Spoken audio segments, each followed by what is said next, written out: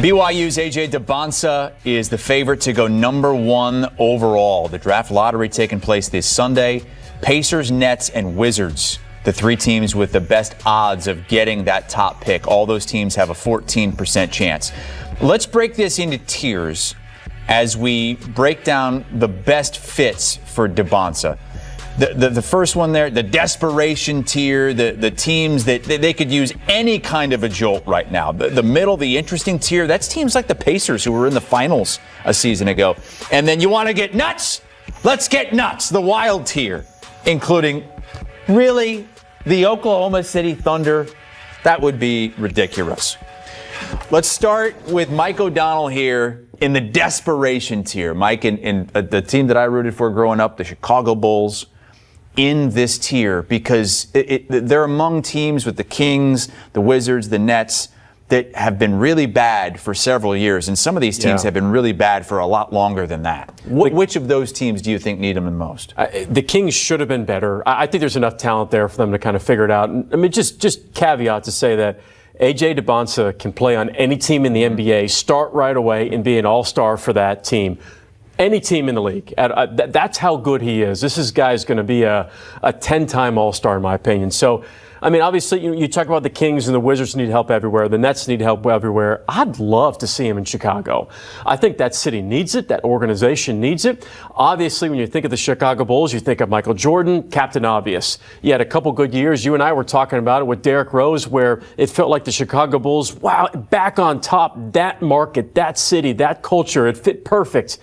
What a cool landing spot it would be for AJ Dybantsa, the Chicago Bulls in the Chicago market. And the Bulls have some pretty good role pieces on that roster. Sexton, Getty, Dosunmu, Vukovic. There's some pretty good pieces immediately if you put AJ Dybantsa on the Chicago Bulls, right? It's not as if he's going to have a ton of help around him. He'll be option number 1, number 2, and number 3. He's going to get so many plays run for him and action run for him that, he's going to score 25 a game. You put him on that lineup. And I think with that market, I think it would be great for the Bulls and great for the NBA. Yeah, the Bulls need a star, a young 100%, star. I mean, 100%. They've tried bringing in some aging stars recently, but that hasn't worked. You and I have watched a lot of his game at BYU. It does feel like he's a can't-miss guy in the league in the draft this year. All right, so the Bulls, of those teams with the lowest percentage chance of actually getting the #1 pick, they're right about 4.5%. Let's go to the next tier. We're going to call this the interesting tier because you have teams like the Hornets who up and coming a little bit, made the postseason and have some pieces.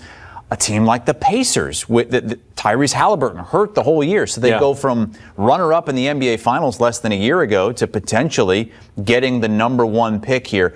And the Utah Jazz are also in this interesting tier list. What would be the best fit for Dybantsa in this tier? And the Hawks, too, from a standpoint of where you've got how do you win without Trae Young? You don't have a superstar. So when you mention those teams, the Hornets have drafted exceptionally well as of late. A couple years ago, they got Brandon Miller. He's a 20-point-a-game guy. Last season, you get Con Kneppel, who, ran up against Cooper Flagg for Rookie of the Year in the NBA. He was awesome this season. And you also got Ryan Kalkbrenner and Sion James in the second round, who two very serviceable players.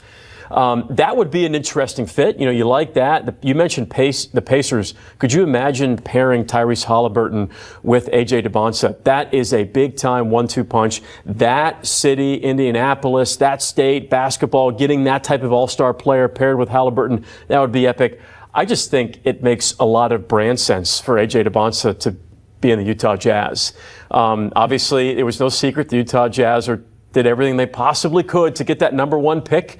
There are relationships with BYU and Utah, with Danny Ainge, and that's been talked about at length.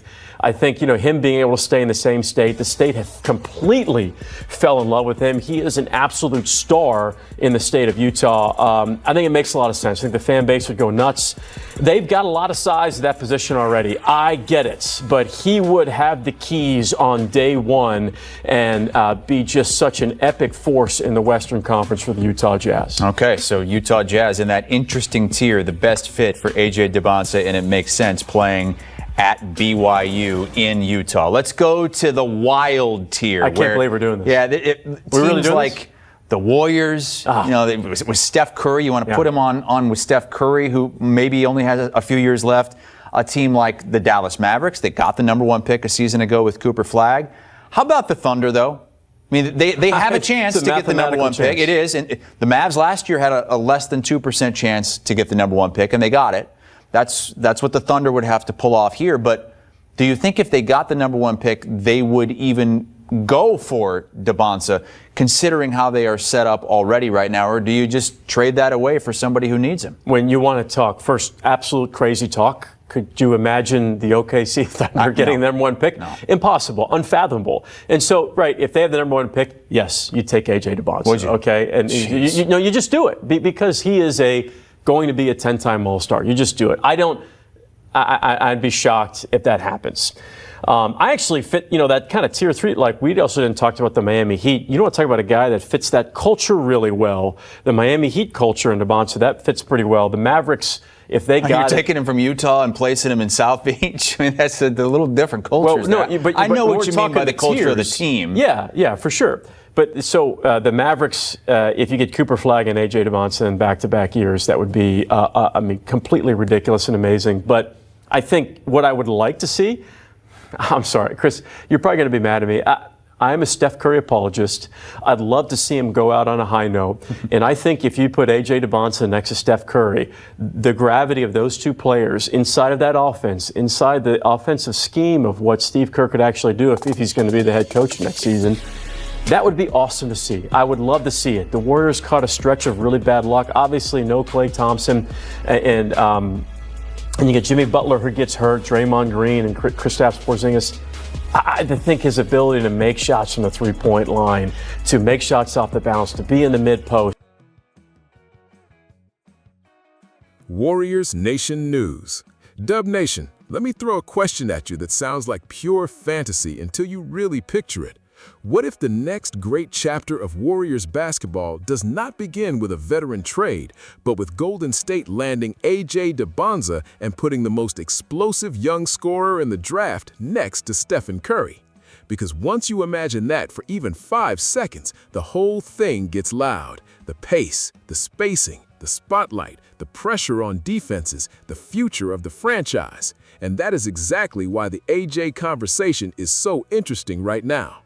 NBA.com reported 2 weeks ago that Dybantsa officially entered the 2026 NBA Draft after a freshman season at BYU, where he led the nation in scoring at 25.5 points per game.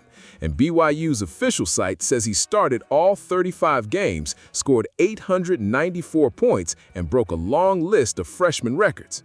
ESPN's latest draft coverage has him right at the top of the board as the frontrunner for number 1. Now take that player profile and drop it into a positive Warriors scenario. Not a guaranteed one, not an official one, but a positive one. The shared segment you brought in keeps circling the same idea. AJ with the Warriors would be special because of Steph, the offensive system, and the chance to change the trajectory of the franchise. That is the key phrase right there. Change the trajectory. Not just add talent, change the trajectory. And honestly, that is not hard to understand. If AJ is really a 6'9" scoring wing with star instincts and immediate NBA-level offensive confidence, then learning beside Steph is about as good a basketball classroom as it gets. Here is why the fit feels electric. Steph still bends a defense before the ball even arrives. Reuters reported that even after missing 27 games with a knee injury, Curry came back and still had a 35-point play-in explosion against the Clippers, and he finished the season as the NBA's top-selling jersey again. That tells you something simple. Even now, all eyes still follow him, all coverages still tilt toward him, all panic still starts with him. So if AJ Dybantsa walks into that ecosystem, he would not have to create from zero against a loaded defense every possession as a teenager. He would get cleaner lanes, softer closeouts, more transition chances, and more room to grow into his game without carrying the entire franchise on day one. That matters a lot. And let's be real about the emotional side of this, because Warriors fans feel this more than they say it out loud. Golden State finished 37-45 and missed the playoffs after losing the play-in game to Phoenix. Reuters reported Steve Kerr openly talked about coaching jobs having an expiration date and needing time to evaluate his future. So this is not some stable little moment where the franchise can pretend the next decade will solve itself. The Warriors need life. They need upside. They need a bridge from the Steph era to whatever comes next, and the dream version of AJ Dybantsa gives you exactly that. He would bring youth, star power, national attention, athletic punch, and a reason for the entire league to look at Golden State not just as an aging brand, but as a franchise with a real future forming in real time.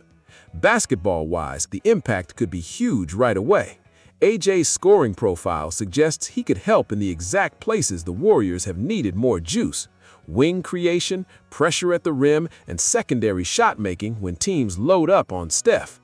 Long-term, the upside is even bigger.